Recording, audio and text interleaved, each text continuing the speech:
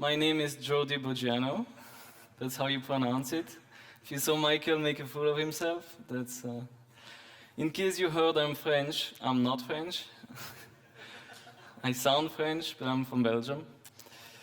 Yeah, that's that for me, I guess. Okay, so what I want to do today is kind of show you like my experience about the whole open source ecosystem and my experience maintaining projects, and kind of share my view so that you get maybe more understanding for what it's like. Because I assume that most of you don't have like big projects you're maintaining. Because just generally there are not so many big projects. And I think it's very important to kind of know what the other person is thinking when you interact online. So showing you my perspective might lead you to interact a bit better with open source projects. So I'm maintaining Composer and packages, also Monologue and a bunch of other stuff. Like smaller scale projects. Most of this, like most of the slides, most of the experience obviously came from Composer, which is like a fairly large project at this point. And it's gonna be 5 years old soon, so it's also been a while. So I had some time to gather experience there.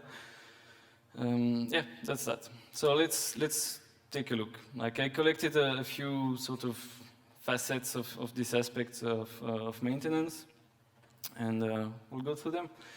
So first one is time. This sometimes works.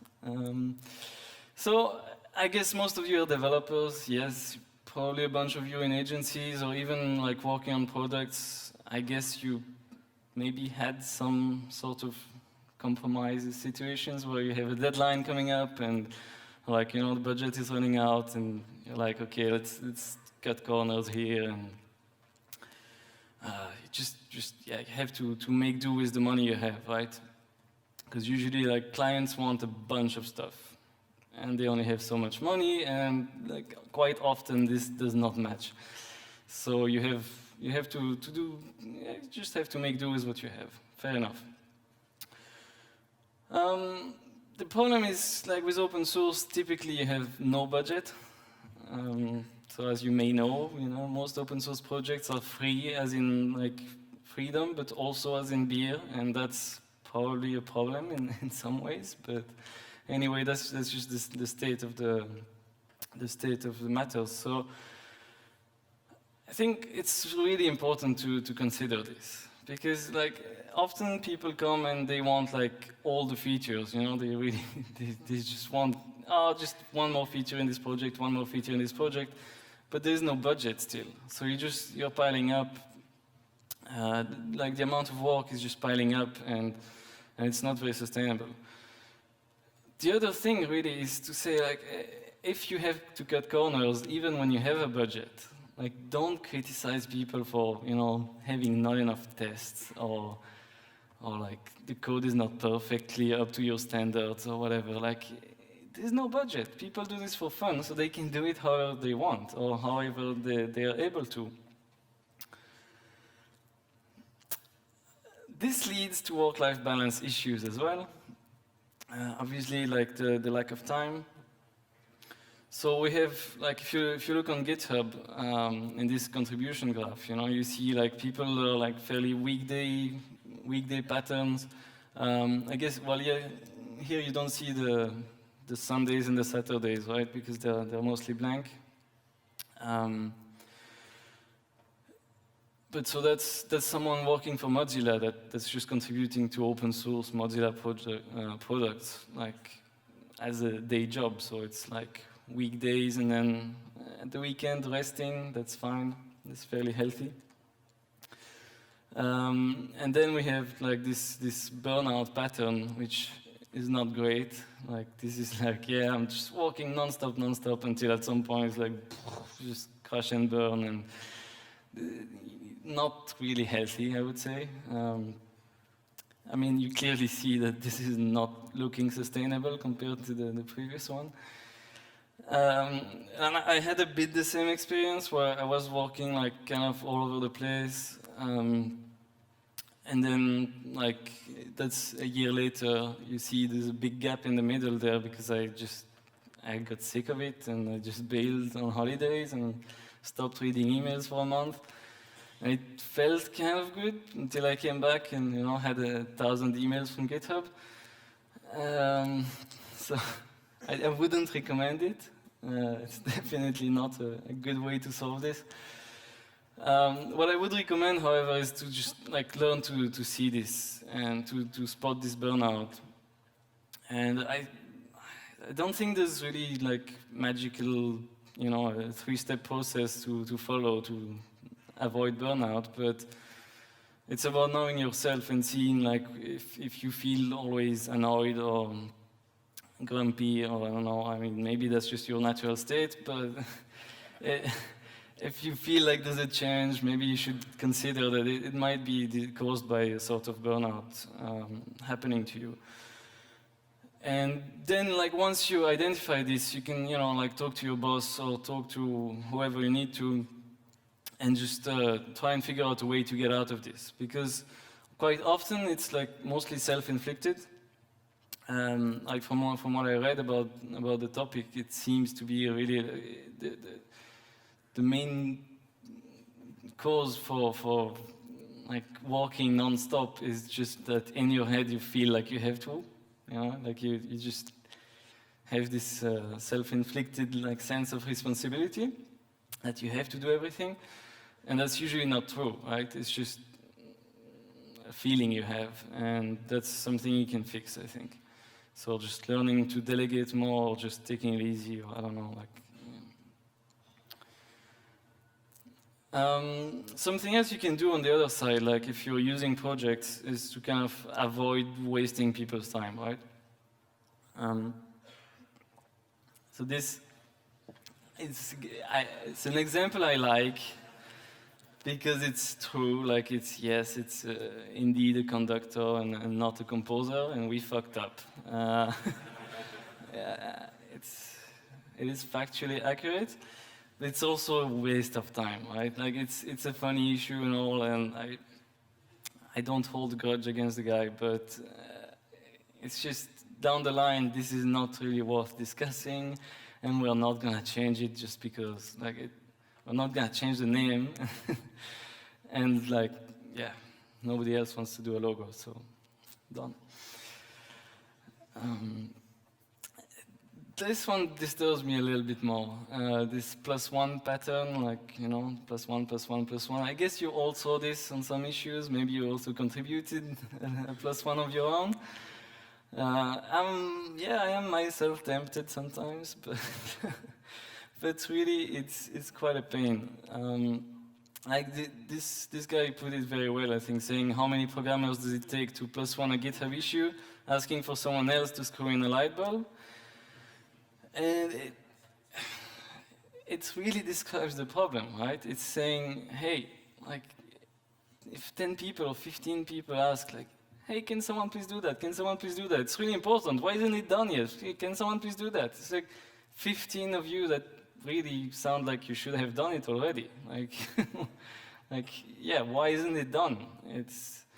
It's open source, right? And I think that's sometimes people forget that you can ask for things to get done, but down the line, most projects don't really owe you anything. So yeah. Bit more positive topic is pride. Last year, I think Spotify tweeted this. It's about a year ago, because after they tweeted this, some people started pestering them about giving me a free account, and they gave me a free account for 1 year, but it's about to run out, so this must be about a year old. I don't know if someone wants to start pestering them again. I don't feel like I don't feel like I should. But anyway, it's nice to see that you what you produced, like your code is used out there to build other things, and it's a good feeling to see that, you know, a bunch of people are doing cool things with what you built. And that's, I mean, it's not only true if it's your project, right? Like people contributing to a random project, they also made it better and so on. So I think that's quite nice. And on the other aspect, you also have like just the pride of, well, giving other people pride, right? So like this gentleman that was well chuffed about his first pull request being merged. I usually make a joke about well chuffed because it sounds funny if you're not in the UK, but I guess here it just sounds normal.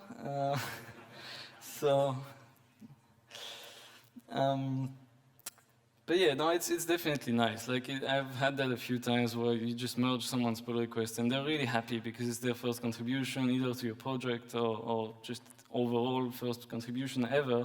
And so having this chance to give that to someone is really nice. And it doesn't cost me much down the line, right? It's just merge, boom. Then I can take all the credit. So anger is a bit more problematic. We have people like this very angry Mr. Slap Bitch, who deleted his account at some point. I don't know, or renamed it. It's not there anymore, so you can't go insult him. But yeah, this was just really angry tweets. Like there were some more of them that I did not fit on the slide, but overall just angry about Elasticsearch and Solar and whatever. Like just absolutely no relevance whatsoever. Like it's just, I read this and I was like, well, okay. So. You know, it goes so far that it's kind of funny again. Like it's not really offensive. On the other hand, this one I felt a bit more personal because I thought like the whole process involved was quite extensive. That they photoshopped images and so on, but then like printed them and put them on the wall and took a photo and then tweeted that photo. Like it's just. They were really pissed at the software, like, and I mean, yeah, that's a little hangman composer on the left, just in case you didn't notice. So there, when I see this, even though it wasn't directed at me, I think they just tweeted it, and I saw it because I have searches on Twitter and so on, and so it just feels a bit more personal, and like you get this kind of,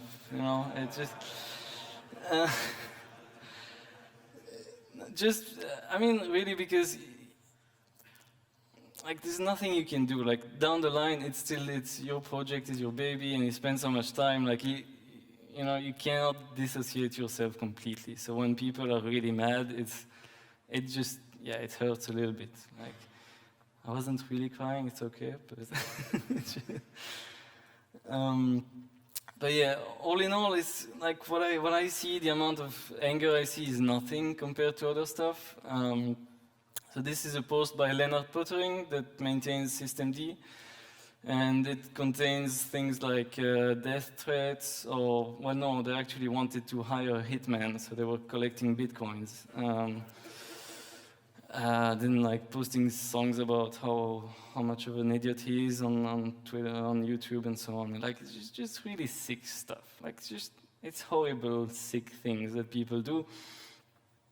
And like this I find is extremely messed up. Like if it goes to this extent, like we really have a problem. I mean, especially in this case, I find it particularly bad since, like, if you follow the whole systemd polemic, I mean, I didn't follow in details, but like the argument is about Linux distros adopting this software or not, right? And like the guys contributing to the project down the line have no impact on that, or not much. Like they put it out there and say, hey, it's there if you want to use it. Then distros are adopting it, and everyone gets mad at the original author. It's like, it's crazy. But it's just life. Now, if you look at this very smart quote, it's saying the culture of any organization is shaped by the worst behavior the leader is willing to tolerate. Like if you take that and apply this view to the Linux community, I think it makes sense why we see like Bitcoins and Hitman, because like you have Linus on top that's kind of being a dick all the time to everyone. And like the problem is it trickles down from there, right? It's everyone looks up to him and sees, oh, okay, so it's completely fine to just insult people and like, you know, oh, your patch was bad, like you're the worst person. Like, why do you need to say that? Like, it's completely useless. And so I think it's important, like if you're a leader, like any kind of community leader, and I would say that every project, in a way, it's its own community, right? You have to show a good example. And like I think one way to do that is maybe with an open source code of conduct. I'm not going into this debate in depth right now. But I think it's a good thing. Like it's just showing that you have good intent and that you are open to everyone, and you know, and that you won't tolerate like just harassment or otherwise like negativity in general. If you know there's code and then there's people, and it's those things shouldn't mix. Like it's just people looking at code and commenting about code. If people start insulting each other, then it's just there's no point anymore. So just consider that. Hopefully, like this whole, I mean, in case you're not aware, there's this whole debate right now going on with the PHP internals, maybe adopting one. So I hope that this will go well and that eventually we have like a good sort of PHP example of how to have a good code of conduct, and then maybe some projects can adopt that. We'll see. Another thing to consider is like angry people in general are just not really worth it, and especially like replying in you know, bringing yourself down to their level just doesn't bring much. And Kayla mentioned this as well this morning, right? Where if someone attacks you or something, like just attacking back or like otherwise treating people that disagree with you like shit, it does not lead to any good discussion. It's just, that's not how you do it. Like, simple example, this wasn't really bad, right? This wasn't like an attack or anything. It was just like saying, oh, okay, a composer makes me sad in so many ways. It's just not positive either. Like, it's completely not constructive. And I just ask, okay, like, just do you care to explain more? And I mean, by just staying, you know, factual and saying, okay, look, like, okay, you're sad, good, whatever. Can we move on and just explain a bit more what the actual problem is? Then we just go back to a sane discussion where we can actually like communicate facts and not just like angry insults and death threats. So, like, obviously the problem is, like, the first reaction you get when you read something like that is you just want to punch them in the face. Like, that's, you know, that's just human. I mean, I think it's not just me.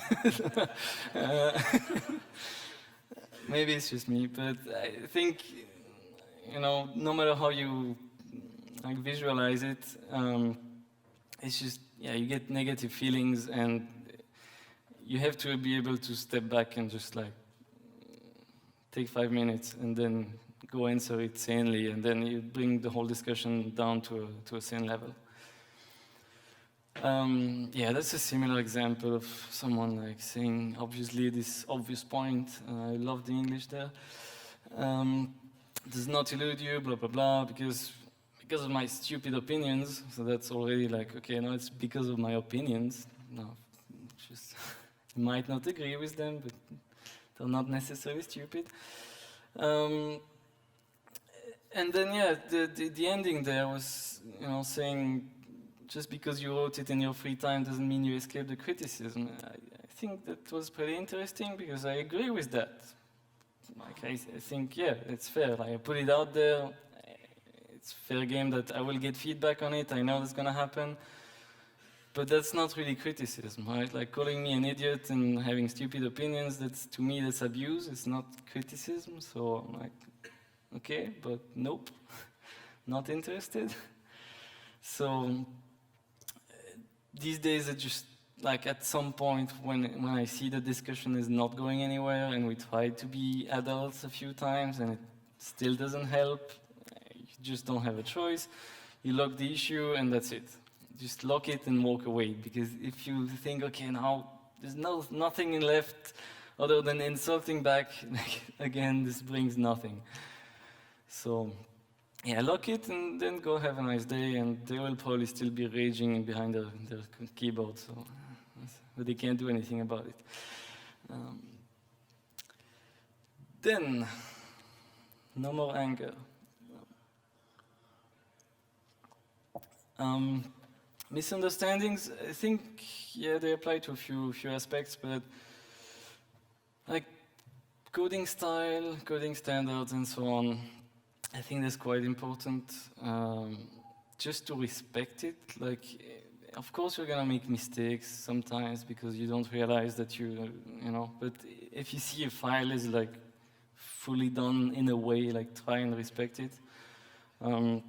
The kind of extreme opposite of that is this pull request I got that was changing reformatted all the JavaScript to the Airbnb syntax specification.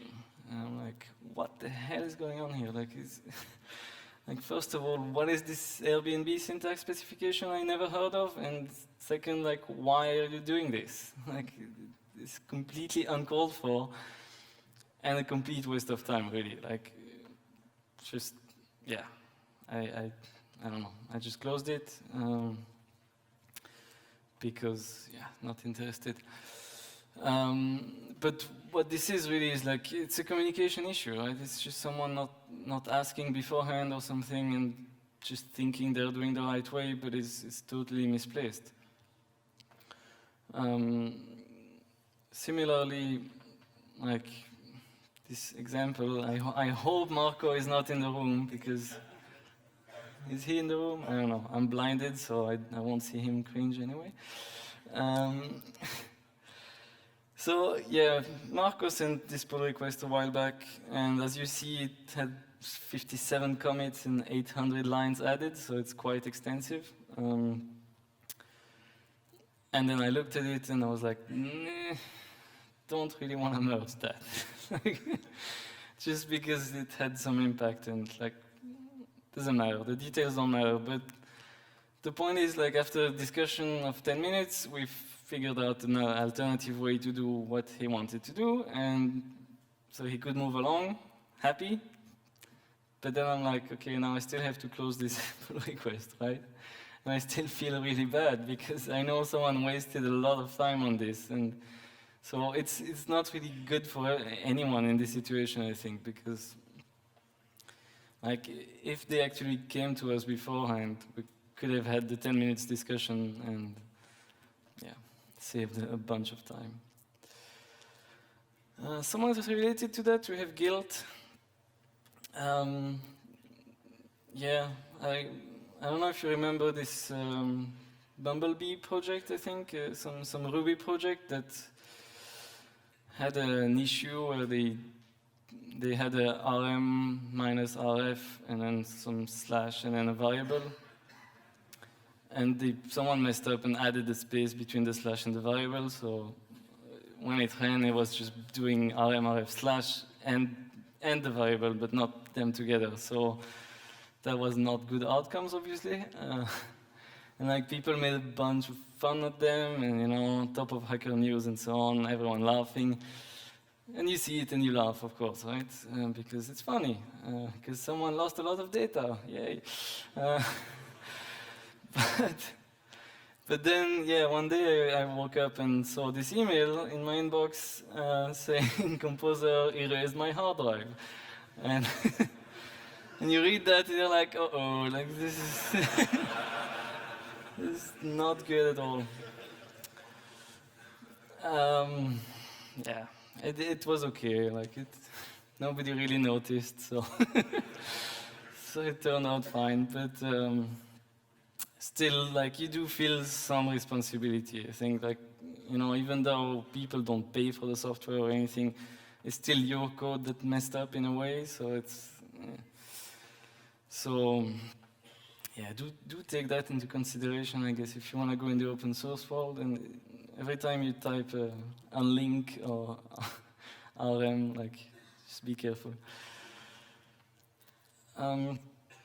Communication, a few tips there. One thing I really try to do is to just say thank you when I merge something on GitHub, because I find it very impersonal, like these. Like it used to be like you just write a patch, and you do a diff, and you send that diff by email to someone, and then they will review it and apply it to the SVN 3 or CVS. It's that old, I don't remember. And then like GitHub came and made the whole process really a lot smoother. And now you just get this pull request, and you're like, oh, looks good, green button, merge, done. And like, no human interaction. We didn't have to talk to anyone. It's amazing. But I think it's still kind of nice to have some sort of humanity in the process. So just writing thank you, especially if it's a new contributor and so on, I think it doesn't hurt, and it's like probably appreciated. Yeah, that's just a quick note about communication, and like when reporting issues, try to give a bit more detail than that, because otherwise I just make fun of people.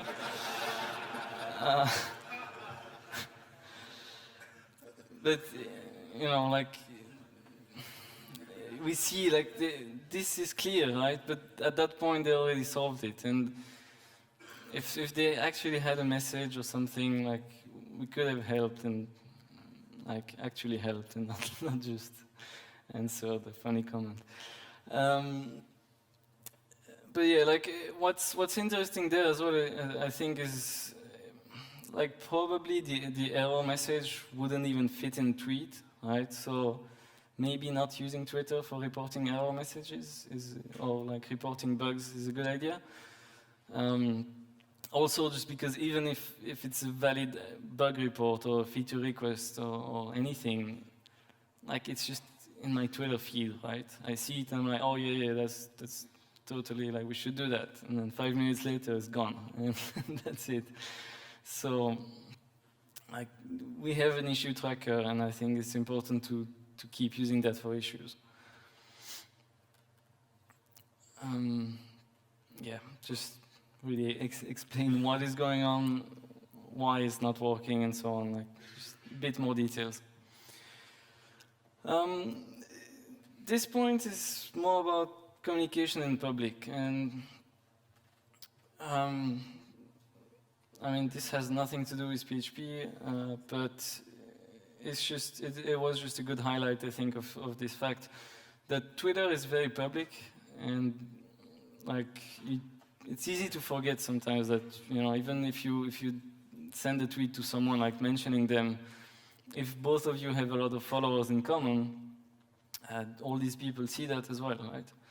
And so when you have like any kind of public figure, which is, I don't know what the description is of a public figure exactly in terms of followers, but if you have any few hundreds or few thousands of followers, for sure, like, you know, Twitter is kind of these micro bubbles, and I know, like, if I look at the stats, like my followership is like 98% top interest in tech. It's like, oh, really? I mean, obviously, that's all I tweet about, right? Almost.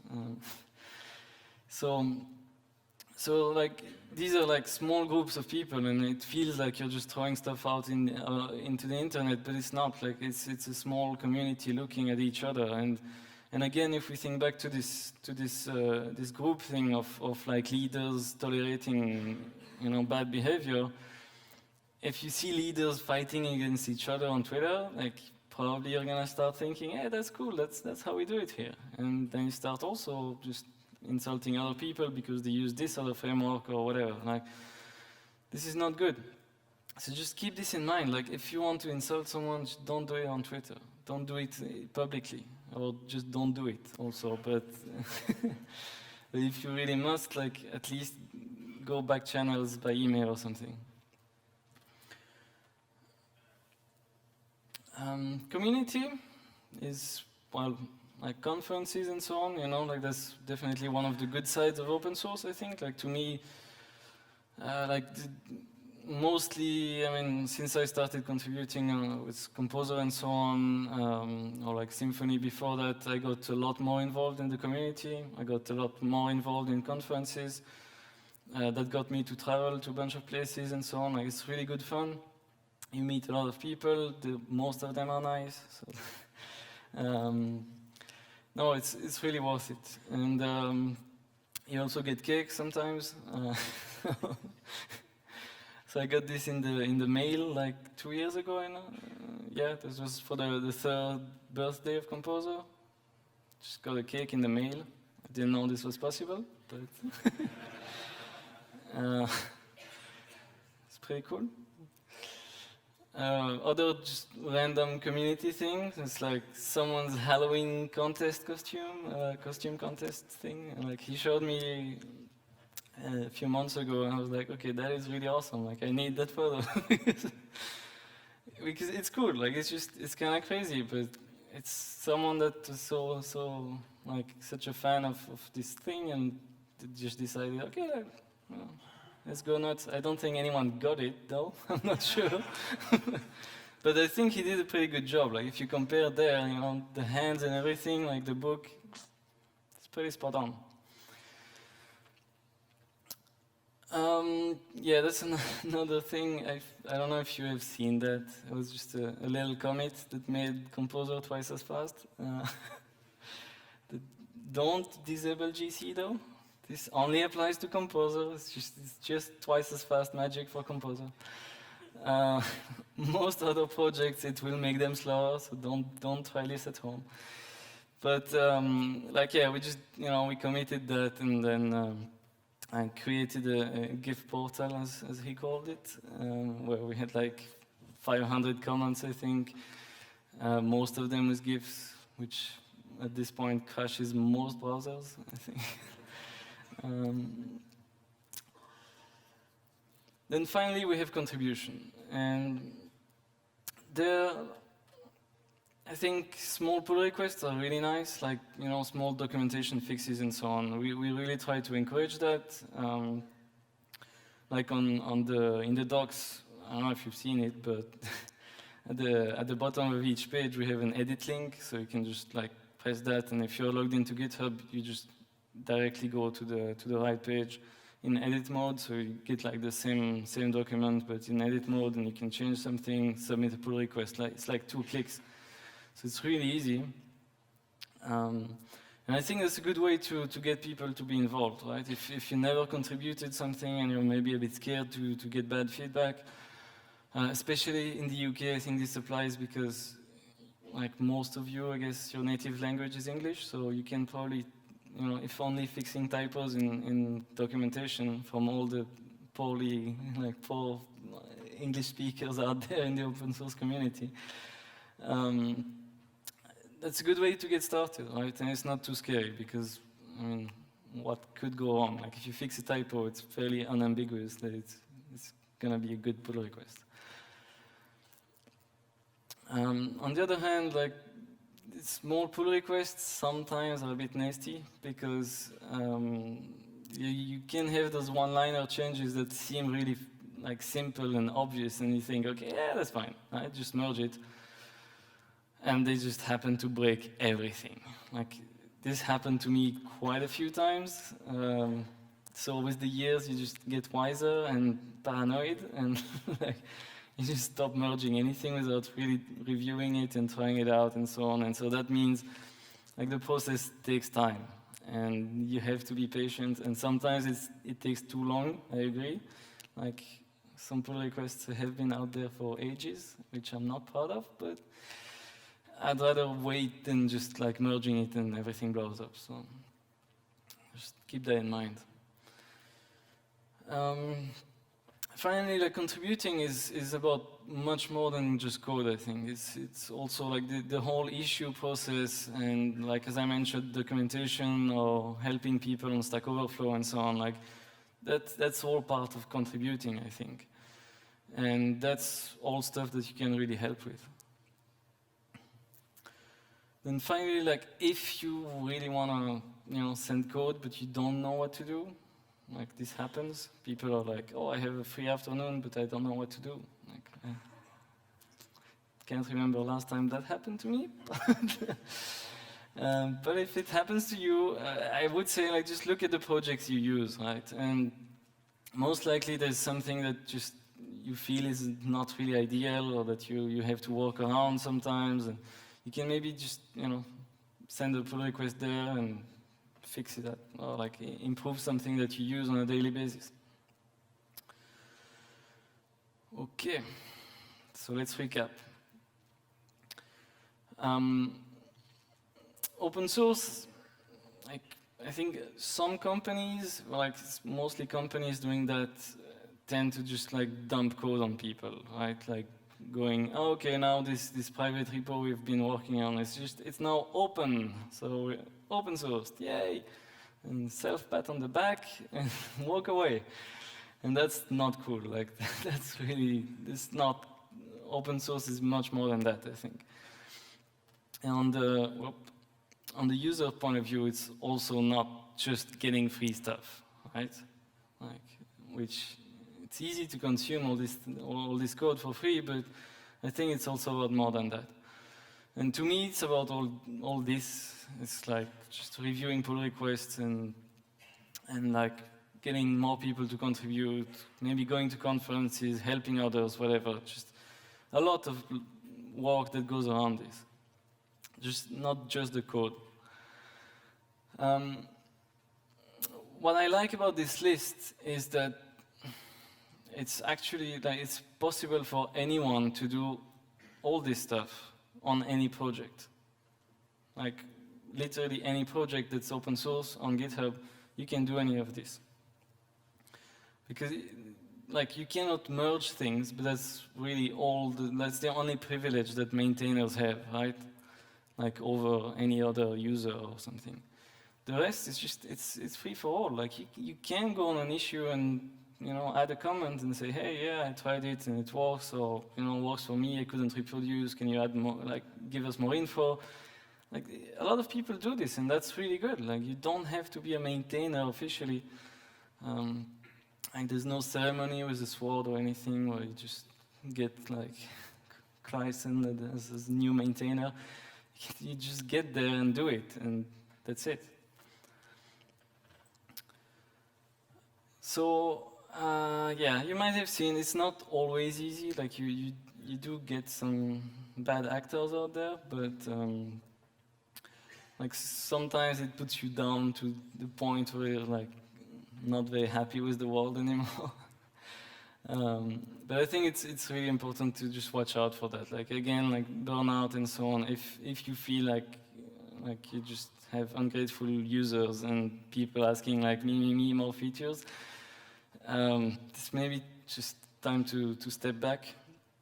And then when you come back, you might have cake as well. So that's a plus. Like this JS dev person said this, like people who consume open source software need to be nicer to those who build it. And I think that's very true, and it's very true for everyone, right?